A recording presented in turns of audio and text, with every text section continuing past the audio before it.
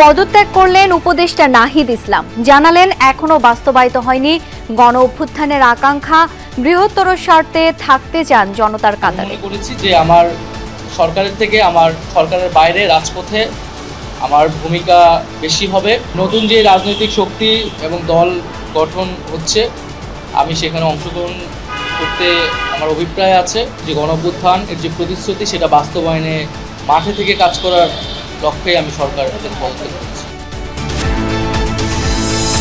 নিজেরা কাদা ছোড়াছুড়ি করলে দেশ ও জাতির সার্বভৌমত্ব বিপন্ন হবে, সতর্ক বার্তা সেনাপ্রধানের। বললেন, সুযোগ নিচ্ছে অপরাধীরা। নিজেরা যদি কাদা ছোড়াছুড়ি করেন, মারামারি কাটাকাটি করেন, এই দেশ এবং জাতির স্বাধীনতা সার্বভৌমত্ব বিপন্ন হবে।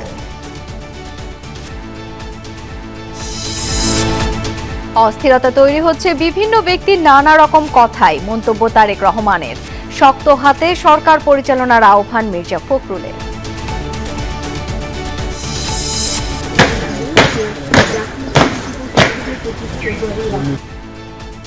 শহীদ সেনা দিবসে রাষ্ট্রপতি, প্রধান উপদেষ্টা সহ বিভিন্ন সংগঠনের পক্ষ থেকে শ্রদ্ধা। অপরাধী ও ইন্ধনদাতাদের চিহ্নিতের প্রতিশ্রুতি কমিশন প্রধানের। দু ব্যক্তির বাংলাদেশি ফার্মে আসেনি যুক্তরাষ্ট্রের 29 মিলিয়ন। তথ্য ডিসমিস ল্যাবের। ডোনাল্ড ট্রাম্পের মন্তব্যে ক্ষুব্ধ বামপন্থী নেতারা।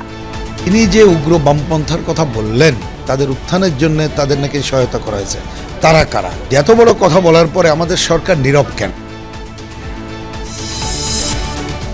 ইউক্রেনে যুদ্ধ বন্ধে জাতিসংঘে রাশিয়ার পক্ষে অবস্থান নিল যুক্তরাষ্ট্র।